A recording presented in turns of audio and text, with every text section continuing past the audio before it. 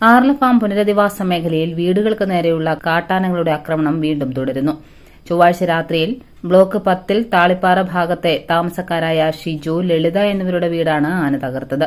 വീടിന് പിൻഭാഗത്തെ കുളിമുറി ആന പൂർണ്ണമായും തകർത്തു. വീടിന്റെ ഭിത്തിയും ആന ചവിട്ടി തകർത്തിട്ടുണ്ട്.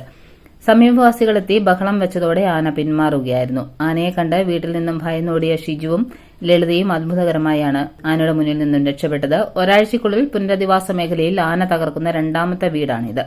കഴിഞ്ഞ 2 ദിവസമായി പുനരധിവാസ മേഖലയിൽ നിന്നും വനം വകുപ്പ് ആനയെ തുരത്തുന്നുണ്ടെങ്കിലും തുരത്തൽ സംഘം ആനകളെ ഒന്നും കണ്ടെത്തിയിരുന്നില്ല. മേഖലയിൽ വെളിച്ചമില്ലാത്തത് ആനകൾ ഇറങ്ങിയാൽ കാണാൻ കഴിയാതെ വരുന്നതായും പ്രദേശവാസികൾ പറയുന്നു.